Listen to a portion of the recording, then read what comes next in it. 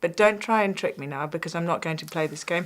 Delete that bit. Welcome to WatchMojo UK, and in this unranked list, we're looking at the biggest scandals and controversies involving Sarah Ferguson, the former Duchess of York. The charity Julia's House says it would be inappropriate for the Duchess to continue as patron of the charity. Before we begin, we publish new content every day, so be sure to subscribe to our channel and ring the bell to get notified about our latest videos. John Bryan. The architect of her final humiliation was John Bryan, an American businessman with an elevated opinion of his sexual and financial prowess. 1992 was described by the late Queen Elizabeth II as her annus horribilis, after an entire year of scandals, many of them involving the, at the time, Duke and Duchess of York. Andrew Mountbatten-Windsor and Sarah Ferguson did separate that year, but not until lewd pictures of Fergie with American millionaire Steve Wyatt emerged. Aware of her limitations, she admits in her book, "I was never cut out for royalty." That same year, the infamous toe-sucking pictures of Fergie and American financier John Bryan were published in the Mirror.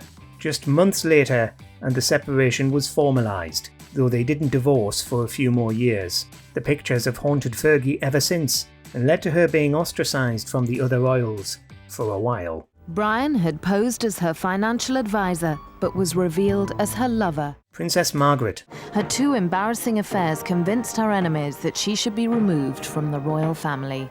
Though Fergie was eventually brought back into the fold, often accompanying Elizabeth II to royal engagements and, of course, still being a duchess, one royal never forgave her for her extramarital transgressions: Princess Margaret. While Sarah was in private discussions with lawyers, news of her impending separation was leaked to the Daily Mail. In the midst of Andrew and Fergie's divorce proceedings, Ferguson sent Princess Margaret a bouquet of flowers as a gesture of goodwill. The response? An irate letter from Her Royal Highness rebuking Fergie and saying, quote, "You have done more to bring shame on the family than could ever have been imagined." Prince Philip and Princess Anne were already critical. Now Princess Margaret took their side. This was, of course, in reference to the tabloid pictures we just mentioned. Princess Margaret had some scandals of her own though, so this could be a bit hypocritical. Jane Andrews. She was obsessed with her former employer, Sarah Ferguson, and you've sort of said that you think that she was quite obsessed with your brother. 2001 saw Fergie hit with a scandal not of her own making, when Jane Andrews, who'd been her dresser between 1988 and 1997, was convicted of murder. Soon to be the subject of an ITV drama called The Lady, starring Mia McKenna-Bruce as Jane and Natalie Dormer as Fergie, it was a sensational crime. You are invited to attend an interview, the position of assistant dresser. Andrews had already been dismissed by Fergie a few years before, though the reason why is disputed. In 2000, Andrews violently murdered her boyfriend, Tom Cressman, which she was eventually arrested for and given life imprisonment, though she got out on licence for the second time in 2019. Jane had a tendency to be over-intense. I don't want an ordinary life! Cressman's family aren't happy about the ITV drama, and we can't imagine Fergie is either. Debt. By selling her book My Story in New York, Fergie is working to clear the mountain of debts accrued during the wild, reckless years that marked her passage from grandeur to downfall. Following her divorce from Andrew, Fergie embarked upon a media career, and she's also published a handful of books with the help of a ghostwriter. But all of that can't have brought in too much money, because for years she suffered through widely publicised debt problems. She liked being seen as, a duchess who had very deep pockets. She liked buying gifts for people. She spent a fortune that she didn't have. At one point it even looked like she was going to declare bankruptcy, owing millions of pounds in 2010, though this ultimately didn't happen.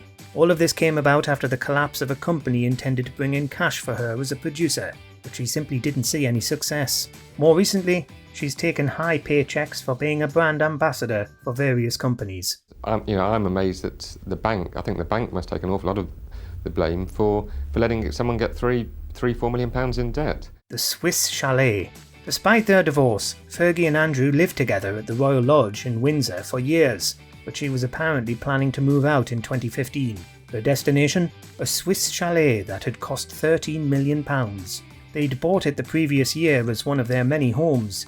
She also had a flat in Belgravia, but by 2020, they still owed £5 million, which they were meant to have paid off by then. They were eventually forced to sell the house back to its previous owner, who took half of what they owed on the interest alone. She thought they had no ability to pay the debt, only for them to turn around and buy a house in Mayfair for £5 million in 2022. Cryptocurrency. Andrew arranged a private tour of Buckingham Palace while the late Queen was in residence for businessmen from a cryptocurrency mining firm. Another brand ambassador mishap.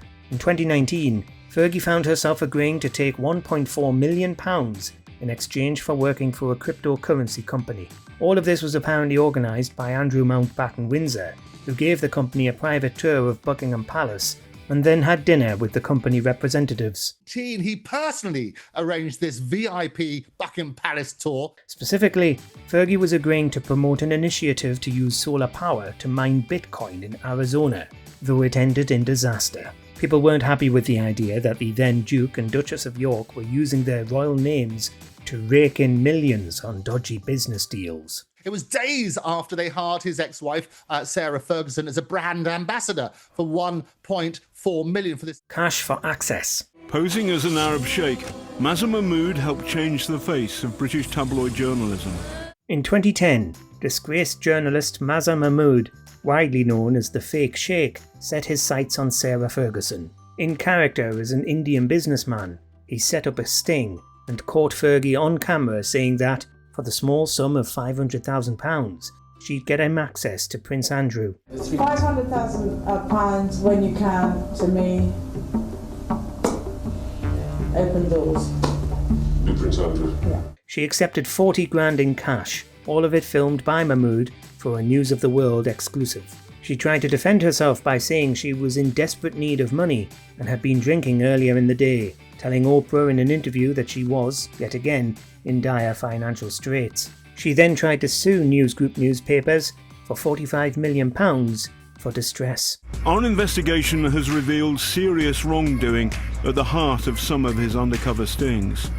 We're identifying him tonight to make it more difficult for him to entrap people in the future. Turkish orphanage. The Duchess of York wanted to go to Turkey to help, not point fingers. She wants to see what she can do. Another bizarre incident happened in 2012 when Ferguson became an international fugitive after filming the goings-on in a Turkish state orphanage. In disguise, Fergie snuck into Turkey, lying about why she was there, and conducted a sting, also accompanied by Beatrice and Eugenie, to try and accuse the Turkish government of mistreating its wards of the state.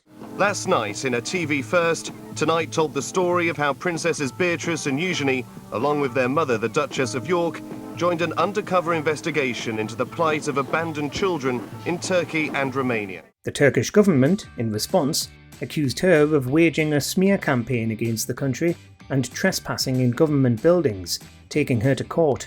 In 2012, her trial began, with her in absentia, during which it was revealed that she'd apologised and wanted a plea deal. Secondly, we highly believe that we have very strong legal arguments to stop your broadcast and get injunction from higher court. 60 Minutes interview. The book has already been released, and the thing is, I'm not going to go down to this point. I'm going to answer your questions, but that's done. It's finished. According to this fraught interview she gave to 60 Minutes Down Under, there are actually two Sarah Fergusons. Good Fergie and Bad Fergie, the one who does all the stuff she'd rather the public forget about. It was, of course, Bad Fergie who made the decisions in the cash for access scandal, and Good Fergie couldn't be held to account. I'm going to take 5 minutes. I'm sorry? No, nothing. I'm just going to take 5 minutes.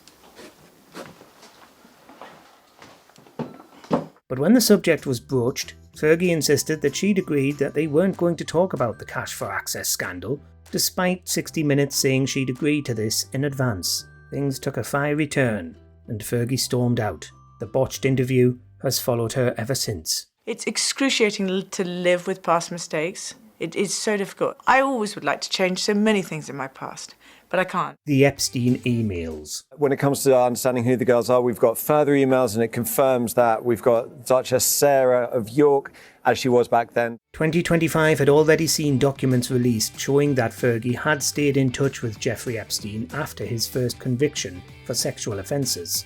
In them, she called Epstein her supreme friend. In 2026, new emails emerged. in which we learnt that Fergie had taken Beatrice and Eugenie to visit Epstein mere days after his release from prison. What's being arranged is for Beatrice and Eugenie, aged 20 and 19 at the time, to go and have lunch with him in Miami. She brainstormed business ideas with him and called him a legend, even at one point referring to him as her brother. She also asked him for money to pay her rent in 2009, or for his assistance in getting the money from somewhere else, and then told him, quote, "I am at your service, just marry me," end quote. All of her charities have since dropped her. Well, the email exchanges obviously are crucial to all of this, and obviously from those emails you can gather that she was quite a close friend. Let us know in the comments what you think of Sarah Ferguson and whether there's a way out of her latest scandal.